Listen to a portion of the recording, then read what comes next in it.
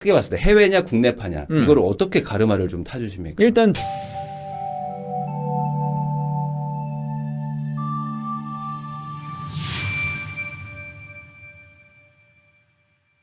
중산층의 비애라고 네. 하셔가지고 약간 의대를 보내야겠다. 그러니까 네. 우리 아이도 고소득자를 만들고 싶어하는 그 마음.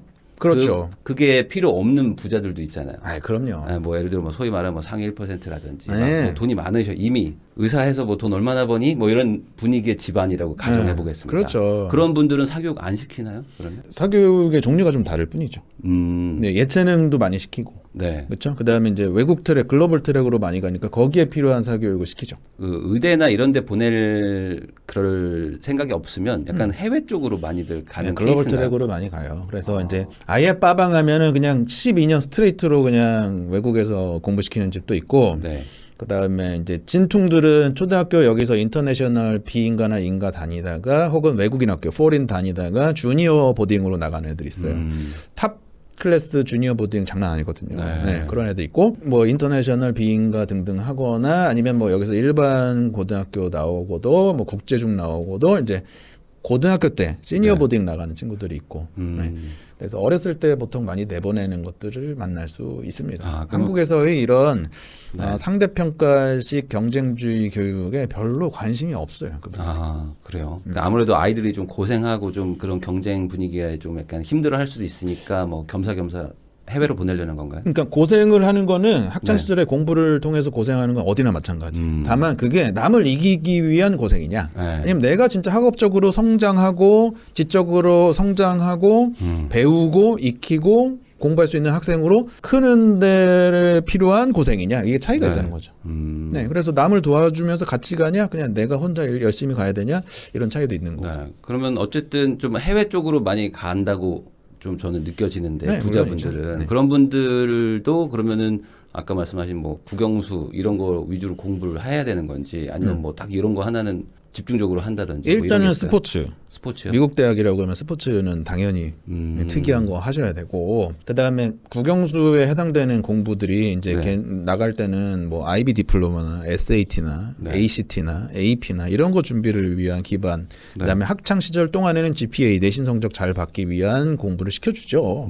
네. 근데 이제 또 그 공부조차도 대치동에 있는 학원들이 잘 대응성이 있으니까 참 그래요? 재밌는 일이고, 또 그거를 전문적으로 과외하는 선생님들이나 수업하는 선생님들은 이게 일반 학원하고 단위가 달라요. 그쪽은 또 완전 딴 세상이야.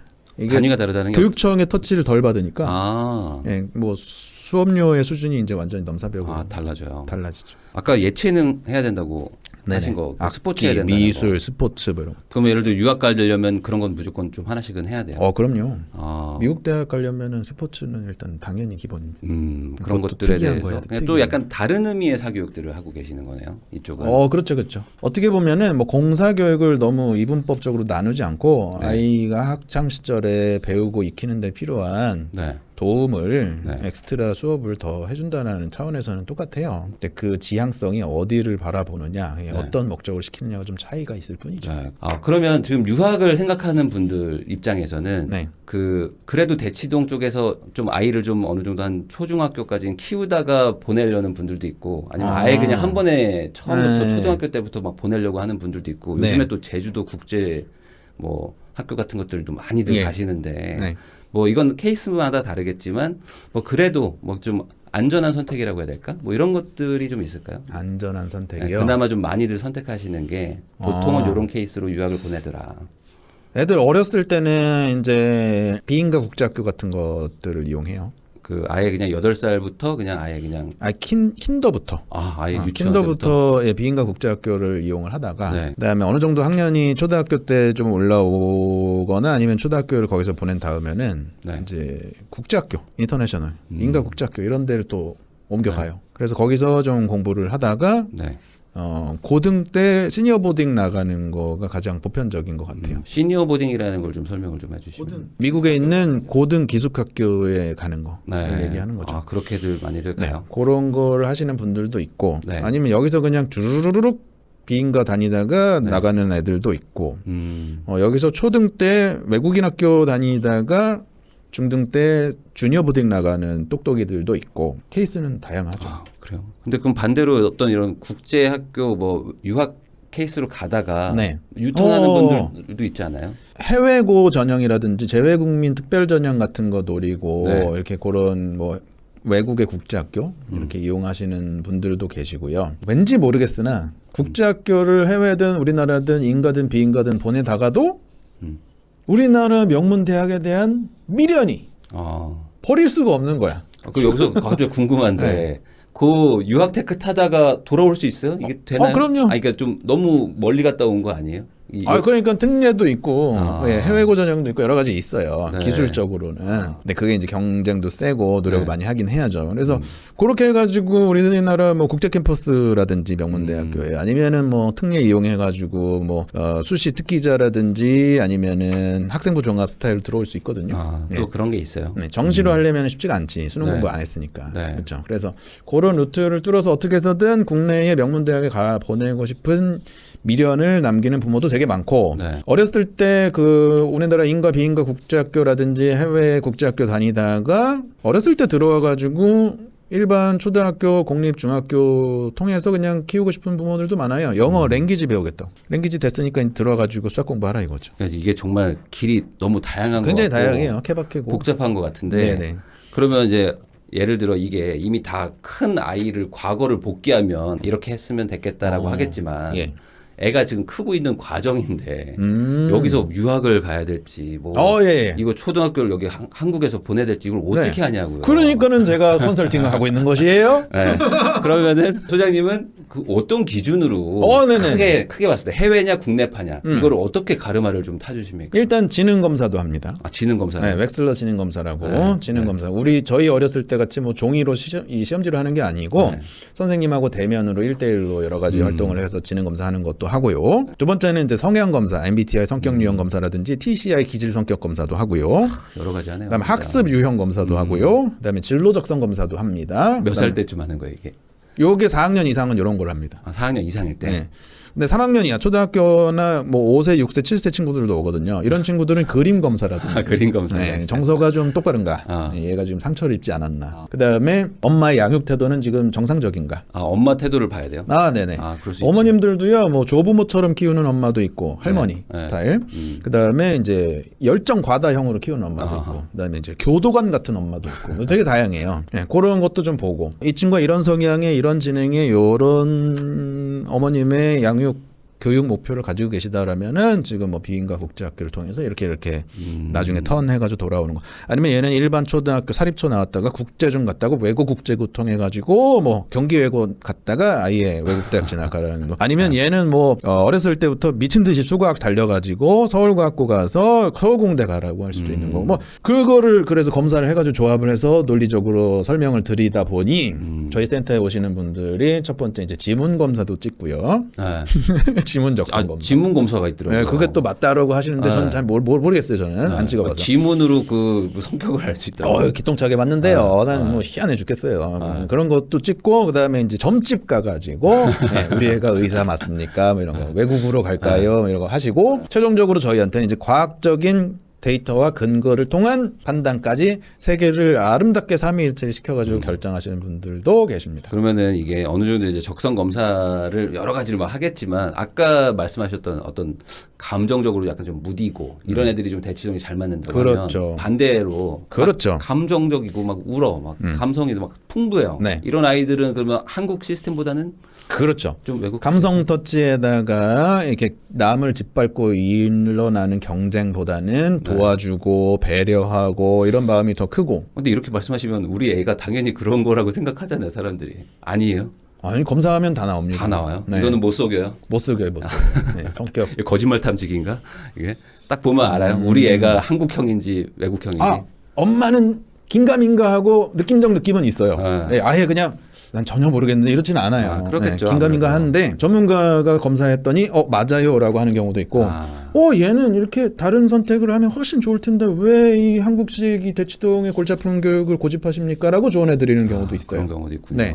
그래서 그거를 확인차 오시는 어머님도 계시고 긴가민가한데 어떻게 해야 될지 결정을 못 하겠어요 해서 오시는 분도 계시고 정말요 우리 애가요 이러신 어머님도 계시고.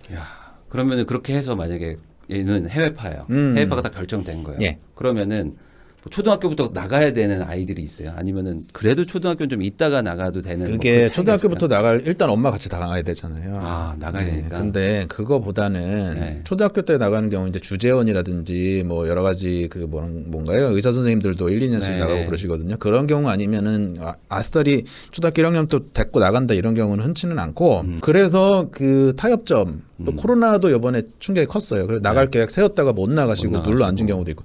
그래서 최근에 인가 비인가 국제학교 인기가 굉장히 늘고 그런 학교들도 많이 늘어나고 있는 추세죠. 여기서 어쨌든 워밍업을 좀 하고 어쨌든 그 준비를 좀 한 다음에 이제 뭐 중학교 때, 고등학교 때 이렇게 나가겠다. 대학 진학을 나가겠다 이렇게 그러니까 하는 거죠. 한국에 있지만 사실상 그런 커리큘럼 자체는 외국 거니까. 그럼요. 여기서 조금 좀 그 말 그대로 연습 좀 하다가 워밍업하고. 나중에 애가 적응하는지 보고 나간다. 그렇죠. 이렇게 하는 거군요. 그래서 제주도를 그렇게 많이들 가시나 봐요 요즘에. 제주 NLCS 뭐 브랭서멀 센트조스벨 KIS 제주 뭐 이런 데들도 많이 가시고 송도 체두익도 가시고 대구 국제학교도 있고 얘네가 이제 6개가 인가 받은 데요. 인가. 네, 인가 받은 학교고 인가 얘기가 뭐냐면은 국내 학력 인증이 되니까 수능 안 봐도 대학 진학을 할 수 있다라는 얘기입니다. 그 외에 여러분들이 알고 있는 학교들은 인터넷 비인가거나 포린인 경우가 많죠. 지금 뭐 검정고시 보고 검정고시 막 봐야죠. 그런 거 해야 되는 거죠. 네, 아니면 뭐 해외고 전형, 뭐 나갔다 오면 재외국민 특별 전형 등등을 노려봐야 되는 거죠. 그럼 여기서 또 궁금한 게 아까 대치동 뭐 케이스로 간다고 치겠습니다. 네. 한국형이 예. 해외로 간다고 해서 뭐 싼 것도 아니잖아요. 예. 그러면은 해외 쪽으로 만약에 테크를 만약에 간다 그러면 이쪽도 비용이 꽤 클 것 같은데. 일단은 외국 사립이라고 하면은요, 일단 연간 그 수업료는 네. 뭐 국내에 있든 뭐 나가든 간에 기본 공식 룰이 25,000불이에요. 1년에 1년에 25,000불. 한 3천만 원 예, 정도 그게 이상. 수업료죠, 수업료. 그 다음에 뭐 다양한 부대 비용이 들어요. 이제 보딩 기숙사 쓰면 기숙사 비용 들죠. 뭐 버스비도 따로 들죠. 입학금도 또 따로 들어가죠. 등등등등등등이 돼요. 그래서 제주국제학교 같은 경우가 기본 6천 정도 얘기를 해요. 보딩에다가 1년에. 수업료에다가. 예. 그리고 거기를 갔는데 또 그걸 과외시키는 집들이 있어. 거기서도 과외해요. 예. 영어로 수학을 못 쫓아간다는 거야. 그건 영어라서가 아니라 그냥 수학을 못 쫓아가는 건데 영어로 돼 있어서 영어 핑계 하는 거지. 제가 그 얘기 들었습니다. 국제학교를 가는 애가 네. 영어로 수학 과외를 받더라고요. 그럴 수밖에 없어요. 왜냐면 거기서 영어로 수학을 가르치니까. 네.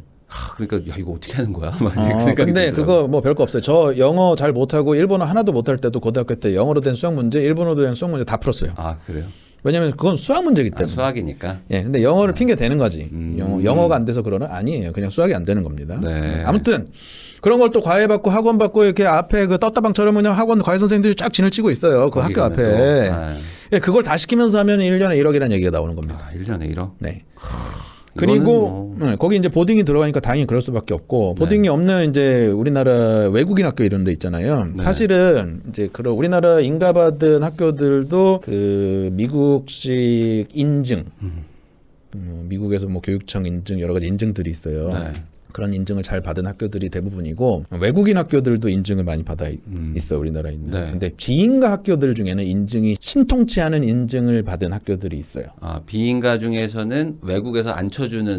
미국에서 안 예, 있다. 쳐주는 걸 잘 못 딴. 네. 혹은 뭐 캔디데이트, 그러니까 좀 신청 중에 있는 뭐 그런 아. 학교들도 있어요. 그리고 네. 쳐주는 인증을 못 받고 그냥 덜 쳐주는 인증을 받거나 뭐 이런 경우들도 네. 있어요. 그래서 그런 외국인 학교, 비인가 국제학교, 인가 학교를 선택할 때 항상 인증을 뭘 받았는지, 좀 조심해야겠네. 네, 인가를 받았는지 이런 것들을 잘 찾아보고 하셔야 되고, 그 인가 받은 국제학교 생각하시면 기본 5, 6천 정도 생각하셔야 되고 1년에. 네. 그다음에 비인가 학교 같은 경우는 집에서 왔다 갔다 하니까는 한 3천, 4천, 3천에 3,500 정도 생각하셔야 돼요. 금액만 들으면 뭐 어마어마한 느낌이 들잖아요. 일반적인 사람들의 생각에서는.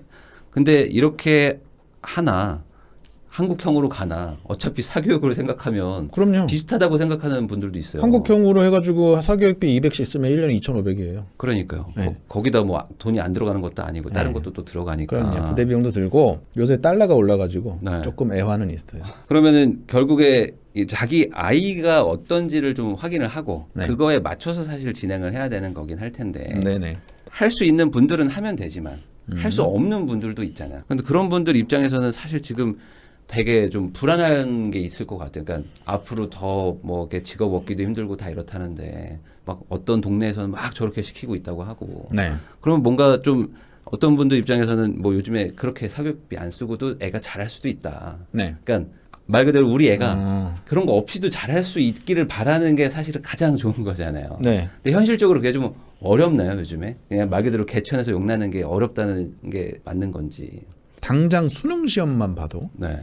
저희 때 수능 시험은 머리가 좀 팽팽 돌아가는 친구면 학과 공부를 기반으로 그 시험 문제 안에서 생각해서 풀 수 있는 여지가 굉장히 컸어요. 네. 오히려 학교 공부 시험 내용을 외우지 않아도 수능은 잘 볼 수 있을 정도였죠. 근데 지금의 수능은 변별이라는 어떤 미명 아래 네. 굉장히 문제가 괴랄해졌습니다. 어, 그 괴랄성을 독학으로 뚫는다. 네.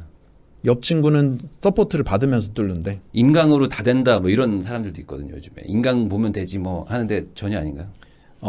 인강으로 그게 다 된다는 건 이제 난놈이다라는 얘기예요. 네. 그러니까 우리 아주 애가 소수점이다. 네, 우리 애가 난놈일지 어떻게 아냐고.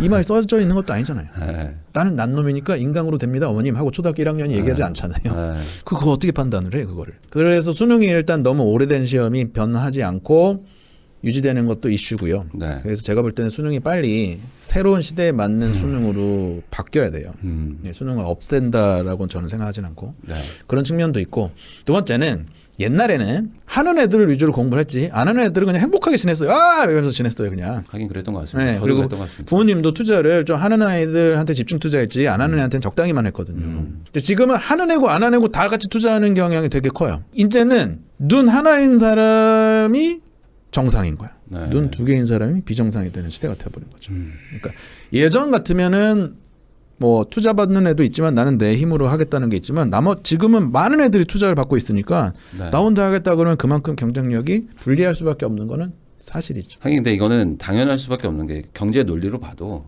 그게 인강으로 해결될 거면 대치동이 있겠냐 이거죠. 사실 이런 학군지라는 개념이 있을 이유도 없는 건데. 그렇죠. 논리적으로 봐도 뭐 우리나라에서 영어 공부해도 영어를 원어민처럼 충분히 할 수 있다라고 얘기하지만 그랬으면은 전 국민이 다 원어민처럼 얘기했겠죠. 네. 그게 어려운 측면도 분명히 있다는 거죠. 우리 지금 시청자분들한테는 좀 먼 얘기일 수도 있지만 그래도 그 우리 시청자분들 중에는 경제적으로 좀 여유가 있는 분들도 있으니까 네. 돈이 여유가 있다. 뭐 1년에 1억 애한테 쓸 수 있다. 오. 이런 분들 입장에서는 그러면은 뭐 애가 성향만 맞는다면은 가능하면 좀 해외로 보내는 게 좀 맞다고 생각하세요? 어떠세요? 이게 큰 틀에서 봤을 때는 둘 다 가능하다고 하면은 국내가 아직은 그래도 좀 안전한 선택인지 아니다 이제는 좀 해외를 좀 보내는 게 맞다. 해외 보내시는 분들도요. 네. 갔다 와서 뭐 하지? 갔다 와서 뭐 하지? 갔다 와서 다시 한국 와야 거기서 자유로울 수는 없어요. 아. 네. 갔다 와서 뭐 하지? 네. 그래서 자유롭게 보내시는 분은 별로 없습니다. 솔직히. 보내는 사람은 없어요? 안 돌아와도 된다는 많이 없나요? 그게 뭐 인력으로 되나. 아. 그리고 뭐 저런 시민권이 있어서 네. 뭐 거기서 어떻게 해서든 좀 눌러 앉을 수 있는 여지가 있는 애들이면 모르겠는데 또 그렇지 않은 경우에는 쉽지도 않거든요. 아, 그래요? 거기서 막 결혼하고 이래야 되는데 네. 어떡하냐고. 어. 또는 뭐 취업을 해가지고 회사에서 받아줘야 이 영주권이나 이런 거 줘야 그렇죠. 되는데 그런 게 또 쉽냐고. 어디. 예, 취업도 잘 안 되는데. 네. 그래서 안 돌아오는 시나리오보다는 거의 돌아오는 시나리오를 많이 생각하고 특히 뭐 군대 문제도 있고요 남자애들은. 네. 예, 그러다 보니까는 홀가분하게 보내는 경우는 흔치는 않아요, 솔직히. 아, 그래요? 우리나라식 공부에서 경쟁력이 없으면 보낸다 이런 차원보다는 네. 내가 바라보는 신념과 교육 철학과 아이한테 주고 싶은 유산이 네. 남들과 협동하고 네. 그다음에 내가 진짜 내 꿈과 목표, 내가 좋아하는 거, 원하는 것을 해가지고 달성하는 걸 가르치고 싶다. 그러면은 외국식 교육을 가지고요. 남이 바라봤을 때 있어 보이는 거, 그다음에 내가 원하는 게 아니라 내가 해야 되는 거, 상대평가와 경쟁주의에서 생존하는 능력, 그거를 가르치고 싶다 하면 어떻게 해서든 한국에서 교육을 시켜야 되지 않는가. 그러니까 말만 들으면은 전자가 좋아 보이고 후자는 좀 뭔가 좀 이상한데? 라는 생각이 드실 수도 있지만 어찌 보면 약간 이런 것도 있잖아요. 저도 애를 키우다 보니까 애가 좀 강하게 컸으면 쉽고 막 이럴 때도 있거든요. 네. 거기다 뭐 사업도 했으면 좋겠고 막 네. 뭔가 좀 따라가기보다는 자기가 막 진취적으로 했으면 좋겠고 하는 생각도 있는데 네. 그런 생각들 가지고 있는 분들은 또 한국형이 맞다고 생각하는 경우도 있겠죠. 그럼요. 네. 그래서 뭐 제가 좀 극단적으로 컨트라스트를 네. 줘서 말씀드렸을 뿐이지 네. 한국 교육도 그 나름대로의 경쟁력과 어떤 값어치들이 분명히 있거든요. 그리고 한국 사람들만 그런 건지 잘 모르겠지만 결국에는 한국 사람들끼리 부대끼고 살게 돼. 음. 라는 것도 무시할 수가 없어요. 네. 그래서 이 오롯이 존재하는 장벽이라든지 유리천장 같은 것들도 세상에는 있는 거니까 제일 좋은 거는 역시 이 양쪽의 것들 균형 잡히게 흡수하고 자기가 주도적인 삶을 사는 아이로 키우면 제일 베스트겠죠. 네. 그러다 보니까는 그거를 무의식 중에 투영하는 선택이 네. 국내의 명문대에 진학한 후에 그다음에 석박사 과정은 외국에 유학을 가가지고 더 넓은 세상을 보고 자기 어떤 그 목표 고을 같은 걸 세팅하는 게 어떠냐라는 선택을 하는 게 가장 권장되는 거겠죠. 근데 뭐 쉽진 않은 길일 것 같다는 생각이 좀 들거든요. 물론입니다. 저희 고등학교 후배들도 보면 학부 유학보다는 거의 석박사 유학이 대부분이거든요. 석박사 유학은 진짜 자신의 전문성, 직업성, 그다음에 공부, 학업, 연구 이런 걸 위해서 가는 거고 아이덴티티를 만드는 건 사실 학부부터 가야 돼요. 그러니까 하버드나 MIT에 석사부터 간 사람은 네. 하버드, MIT 사람은 아니에요. 네, 그렇죠. 네. 그거는 우리나라나 미국이랑 똑같아. 똑같죠. 네. 네. 그래서 아이덴티티를 만들어주고 싶으면 학부 유학부터 가는 게 맞고 대학생 시절을 생각해 보시면 대학교 때 정말 다양한 백그라운드를 지닌 친구들이 한 곳에 모이잖아요. 비슷한 백그라운드를 통해 가지고 아이한테 그 사회에 녹아들 수 있는 여지를 만들고 싶다 하시면은 최대한 시니어 혹은 주니어 보딩부터 빨리 나가시는 게 더 유리하다라고 저는 봅니다. 그냥 고등학교 때부터도 어느 정도 가 있어야 또 적응도 잘할 수도 있고 물론이죠. 네, 그런 것들도 있다. 이런 갑자기 궁금함이 생기는데 우리 애가 공부를 잘 못해요. 예를 들어 못할 것 같아. 꼭 굳이 왜 못해요? 그럴 수도 있잖아요. 잘하면 얼마나 네. 좋아. 네. 그런데 한국에서 살아남기가 쉽지 않을 수 있잖아요. 네네네. 그러면은 그래도 해외를 보내야 되나요? 그러면 우리 애가 잘하진 못할 것 같아. 예. 그러면은 차라리 해외로 빼는 게 맞나요? 재무적으로 가능하다면 가능하다면? 저는 한 표입니다. 해외로 가는 게 차라리 한국에 있는 것보다 좀 나을 수 있다. 길게 봤을 때. 특히 이과성이 없고 인문사회 계열로 뭔가 자기 몸값을 키워야 된다고 하면은 나가는 거에 한 표입니다. 문과형 아이일수록 한국에서 살아남기가 쉽지 않을 수 있다. 아무래도. 네, 그런 글로벌 트랙의 스펙을 좀 갖추는 게 아무래도 조금이라도 더 메리트가 있다라고 생각합니다. 그래요. 그럼 뭐 예를 들어 뭐 미국으로 많이들 가시니까 네. 미국 갈 때는 좀 아까 말씀하신 스포츠도 해야 되고 뭐 네. 예능도 좀 해야 되고 다 해야 된다고 그랬잖아요. 네. 그럼 보통 운동을 뭘 시키세요, 애들은? 그러니까 미국의 명문 대학은 너드 방지를 하고 싶은 거예요. 공부만 너드 방지. 하는 너드는 싫다 이거지. 그래서 음악 미술 체육에 대해서 다채롭게 할 수 있고 뭐 타인과 협동하고 프로젝트를 진행하고 프로젝트 베이스드로 러닝을 하고 이렇게 봉사 동아리 복서 이런 것들. 그러니까 우리나라 학생부 종합이라는 코드가 사실 미국식 제도예요. 그게 글로벌한 제도는 아닙니다. 그거. 미국식인 거예요. 전형적으로 미국식 제도지. 그냥 실력으로 공부만 뽑으면 유태인이 하도 들어오니까. 그런 거예요. 그래가지고 이제 전체적이고 종합적으로 관찰해가지고 우리 입맛대로 뽑을 거야 이렇게 된 거예요. 이제는 동양인이 너무 많이 요새는 또 들어와서. 아시안이 너무 많이 들어와서 이걸 어떻게 하지 마 그러겠지. 근데 스포츠 저도 정확히는 모르지만 이제는 골프 테니스도 너무나도 이제 많이들 한다는 거죠. 이제는 너무 많이 한다. 그래서 우스갯소리로 봅슬레이를 타야 되는 거 아니냐. 봅슬레이 정도 무지를 해야 되는 거 아닌가? 저는 우리나라 학생이라면 우리나라의 전통성을 반영하는 뭐 양궁 같은 것도 양궁 좋다고 생각하고요. 카트 타는 애들도 봤어요. 카트. 네. 그것도 F1 레이싱. 이 대부분 그러니까는 그 스포츠가 상징하는 이 백그라운드 집안의 상징성. 그런 걸 창의적으로 잘 한번 연구해 보시기를 봅슬레이나 카트, 레이싱, 그런 거의. 것들까지 막 해요. 네네. 그러면 단체 운동 시키지 말라 이런 얘기 저 들어봤는데. 단체 운동이요? 단체 운동이 아니라 아무나 할 수 있는 건 하지 말라는 얘기. 아무나 할 수 있는 거 하지 말라. 차라리 양궁. 양궁이 차라리 우리나라의 그 전통 무술 같은 거 있잖아요. 이게 지금 유머가 아니고 진심으로. 진짜로요. 진짜로. 어차피 뭐 다들 할 텐데 나라면은 좀 차별화된 스포츠를 하는 게 차라리 낫지. 미국도 결국에 그 차별성을 다 따지는 거구나. 그럼요. 그러니까 남들 하는 거 똑같이 해가지고는 할 말이 없다. 뻔한 스포츠 하는 거는 의미가 없다 이렇게 이해하시면 되겠습니다. 제가 오늘 여러 가지를 여쭤보긴 했는데 결국에 사실 지금 시기는 뭐 여름 방학이기 때문에 뭐. 당장 뭐 미래도 중요하지만 당장 내가 어떻게 해야 되지? 이 여름방학 어떻게 보내지? 이거에 더 고민이 많으실 것 같아요. 네네. 그래서 이 여름방학 앞두고 이제 심란하실 부모님한테 어떻게 계획을 세워야지 이 여름방학을 좀 대치동에 보낸 것처럼 잘 보람차게 보낼 수 있을지 한마디 좀 해주십시오. 그렇죠.